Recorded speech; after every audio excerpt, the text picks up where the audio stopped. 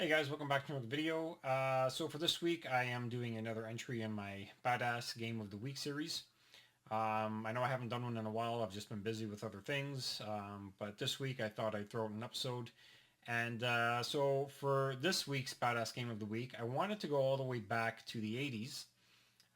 Actually, a lot of the games in this series are probably going to be from the 80s and from the 90s mostly. But this one particular game is one game that I'll never forget. Um, as a kid, I always loved like horror films and horror games. On my NES, I always played like Friday the 13th and the Nightmare on Elm Street, Jaws, and whatever other horror games I can get my hands on. But in the late 80s, there was a game that came out by Namco. It first hit the arcade, and then later it came to the home console on the TurboGrafx. And I think this is one of the best horror games ever made. And the game that I'm nominating this week for my Badass Game of the Week entry is Splatterhouse. So, like I said, this game originally came out in the arcade. I think it was released in 1988. And it's basically a 2D side-scrolling action platformer type game, kind of like a beat 'em up type game. If you ever played the game Kung Fu on the NES or in the arcade, I think this would probably be the closest resemblance to that game, or the closest comparison. So basically, your character is just walking from left to right, and there's just enemies coming at you, mostly from the front, and you kind of just have to attack them and get them out of the way and continue on your quest. But basically, the main protagonist in this game, I believe his name is Rick. And the story goes, Rick and his girlfriend Jennifer, they were kind of like taking a walk one night and they get caught like in a rainstorm. So they take shelter in a local mansion. So basically they're like out in the middle of nowhere, and surprisingly there's like this huge mansion out in the middle of some cornfield. Kind of sounds like something out of Resident Evil. But anyways, they run into this mansion to take cover, and the mansion is haunted or possessed by some demon. So the demon ends up kidnapping Rick's girlfriend, and he ends up killing Rick, and then Rick ends up getting resurrected by a mask. This mask that's possessed by some kind of, I don't know, some kind of spirit. So the mask is kind of floating around, and it gets put onto Rick's body while he's laying down dead in the mansion, and it revives him. It revives Rick. He comes back to life, and he's got this mask attached to his face, and it gives him like kind of superhuman powers. He's kind of, this mask kind of brings him back to life to kind of avenge his own death, but also to kind of go on this quest throughout the mansion and save his girlfriend Jennifer. So I remember first playing this game. I think I must have played it when I was maybe 9 or 10.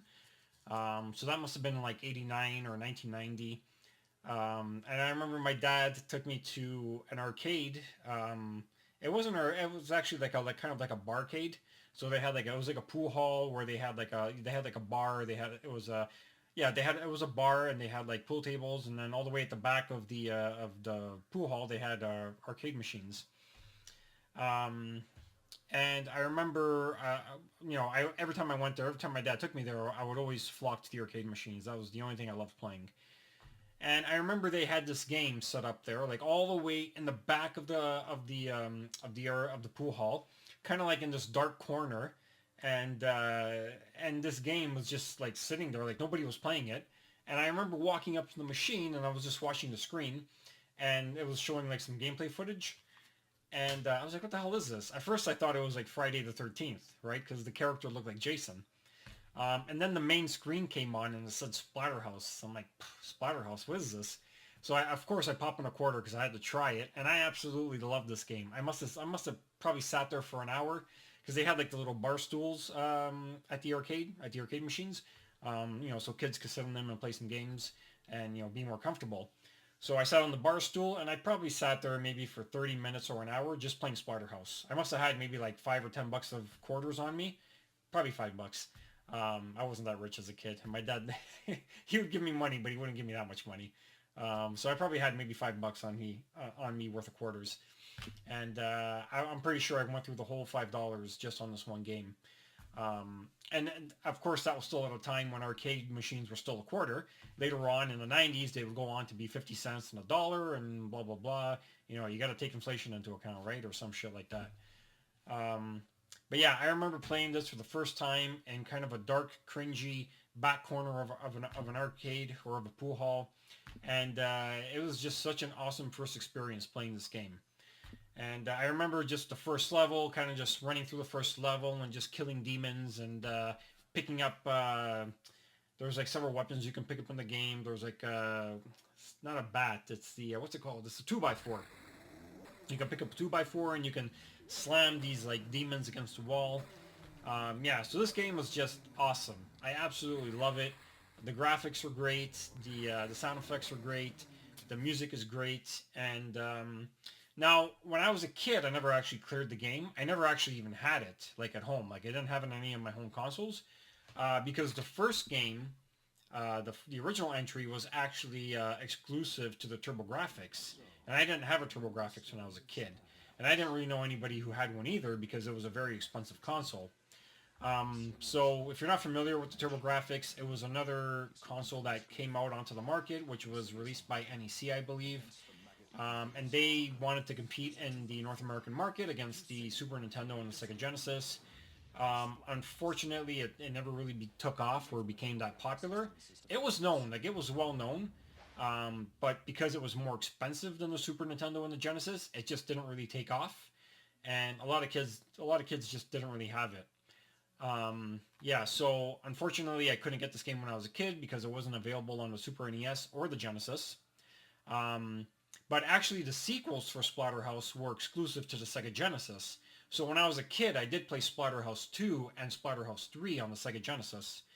But yeah, so I never played the first one on a home console because it was only available on the TurboGrafx. And other than that, the only other place I could play it was at the arcades.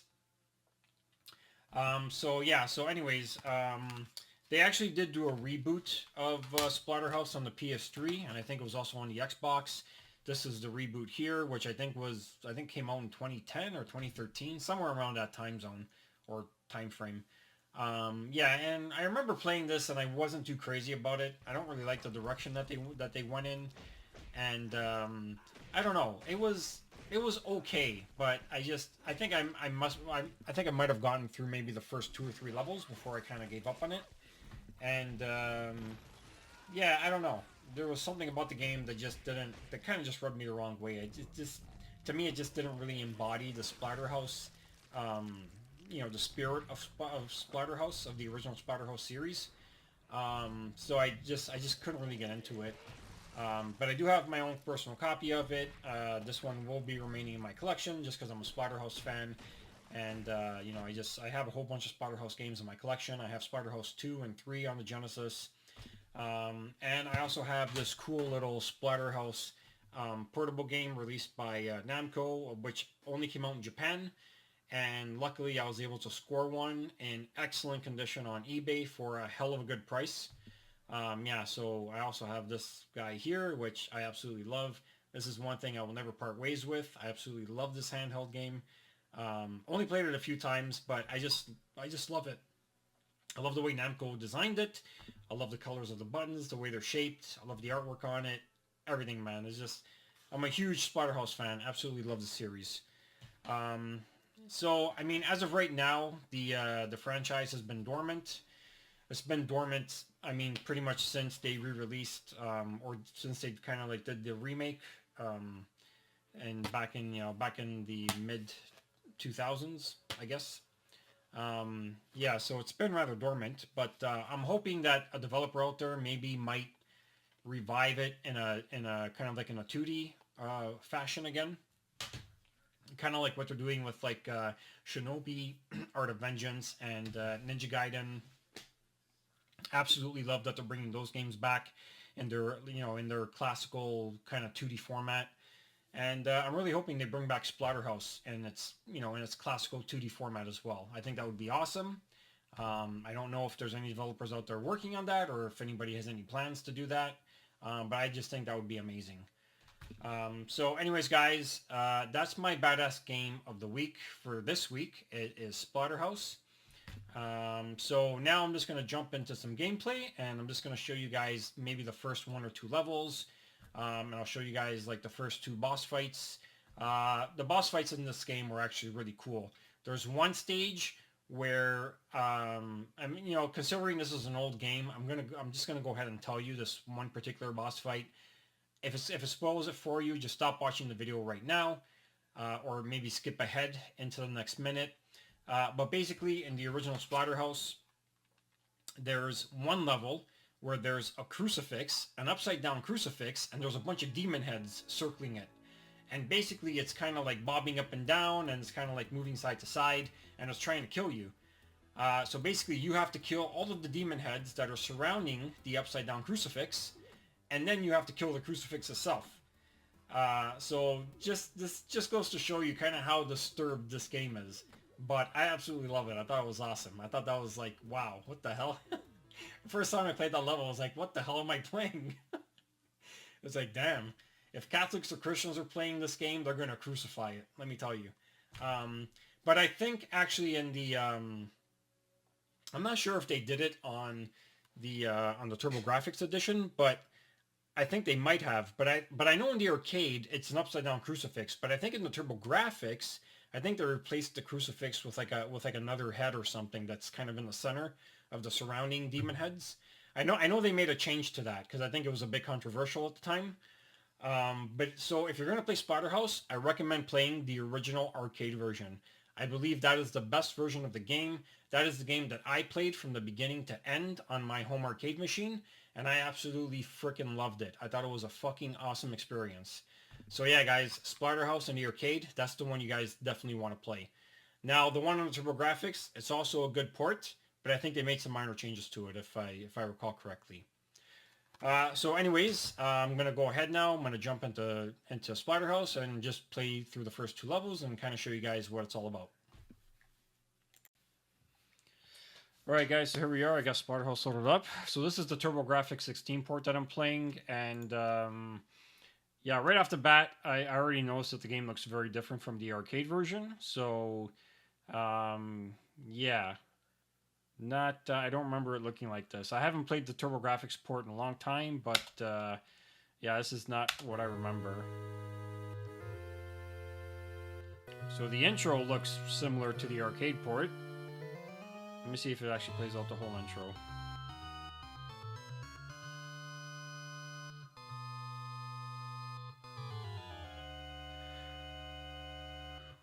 Oh, okay. I guess it just goes right into the mansion. Okay, yeah, so this looks very different from the arcade. Like, very different. I don't remember the first level looking like this in the arcade. But let's just give this a playthrough. Let's see where this takes me. I'm not even sure if the first boss is the same boss from the arcade.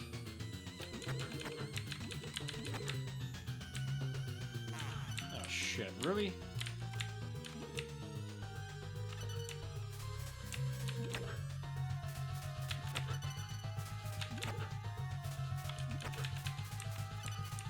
Guy coming up at the bottom here.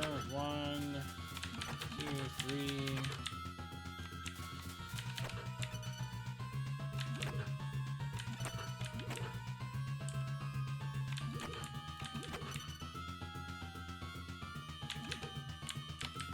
Yeah, I remember these guys.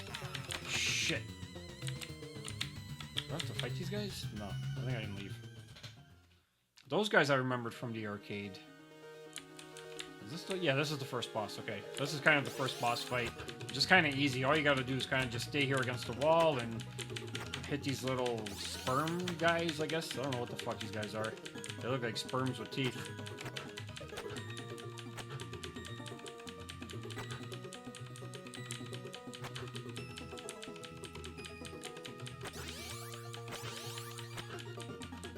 And I also remember Rick's mask being white, I believe, in the arcade version, and the TurboGrafx is purple for some reason. What the hell's going on here?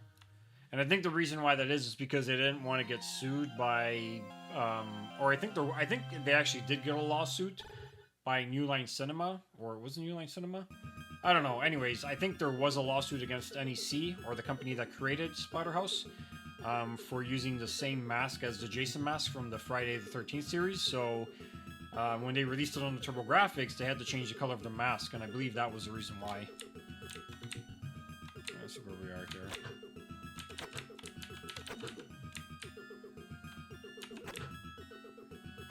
Ah, shit. Ah, man, come on.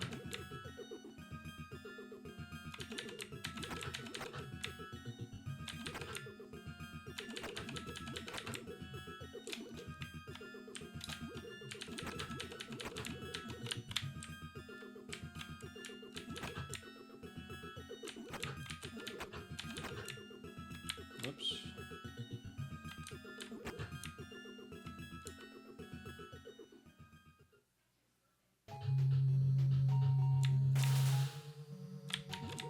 Okay, so I remember this part from the arcade.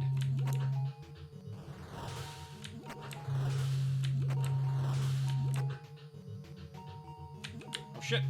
Jump! No, forgot about those spike things. Oh, give me a break. Shit. Oh man, playing on keyboard sucks.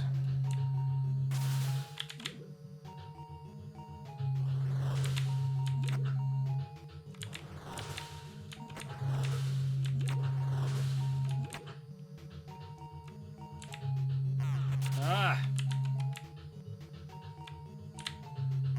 Oh, give me a break. Jump over the stupid thing. There we go. Kinda have to get the hang of that. 1, 2.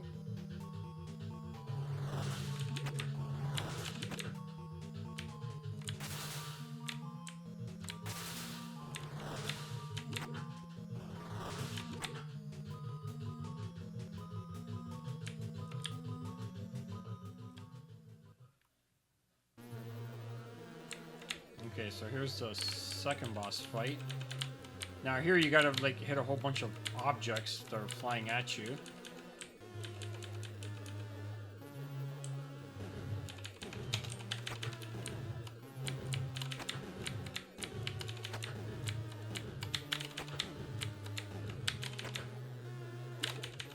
Shit, you bastard.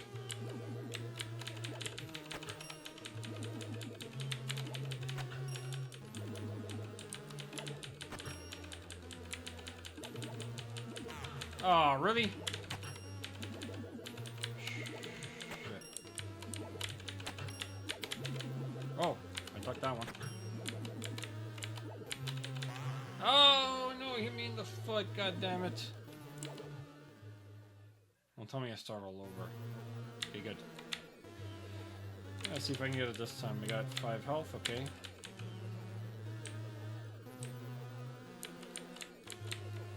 I believe those things falling from the ceiling can actually hit you, so you gotta be careful. What?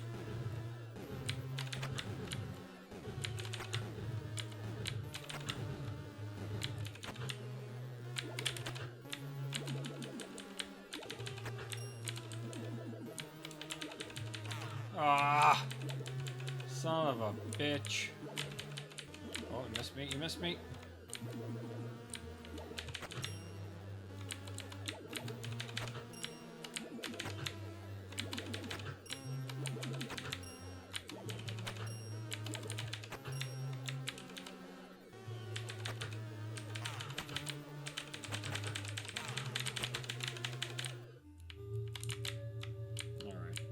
This boss fight is a little bit cheap. I don't really like this boss fight here. Oh, I forgot that guy hits you too. Wow.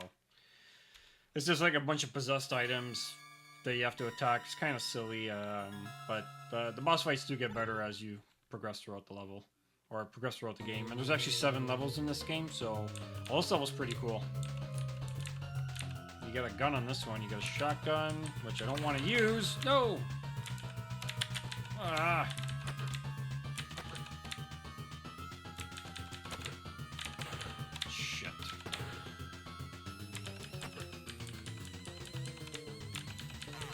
Ah, you bastard. I get sucked down into some kind of hellhole. Ah, shit.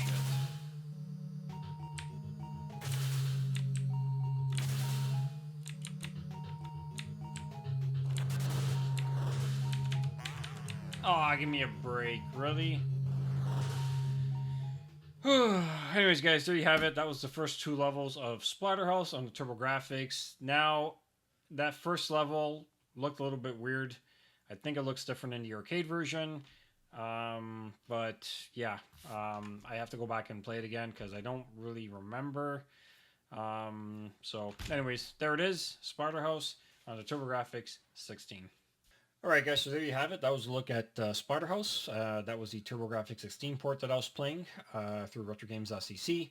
By the way, I just want to mention that I'm not affiliated with RetroGames.cc. It's just a website that I use personally to play old retro games on it, right? So you can play Super Nintendo games on there, Nintendo, TurboGrafx, Sega Genesis, and Famicom, and I think some other systems as well. Yeah, so I just wanted to get that out of the way. And yeah, so there you have it, Splatterhouse. If you haven't played this game, I highly recommend it. If you're into horror games, if these are your type of games and you haven't played this one, highly, highly recommend it. And I actually recommend playing the arcade version because that is the definitive version of Splatterhouse. That is the best experience you're going to get from it. The TurboGrafx port is also a very good port, but I believe there are some minor changes in it, so just so you guys know about that. Yeah, so there you have it. Splatterhouse is my badass game of the week. So anyways, guys, if you guys liked the video, feel free to like and subscribe. And if you have any of your own experiences playing Splatterhouse, feel free to post them down below in the comments. I would love to read them. You know, my experience was from the 80s, playing this in a dark, cringy pool hall. Where did you play it for the first time? I would love to hear it. So anyways, guys, feel free to like and subscribe. And until next time, it's game over. So, you want to know the story of Splatterhouse, the new horror video game for TurboGrafx 16? They say he stalks the old haunted mansion. They say he's looking for his girlfriend. They say his only weapon against the maggot-eaten ghouls who took her is a 2x4. And you say you want to play this game? Splatterhouse. Only for the TurboGrafx 16 system from NEC.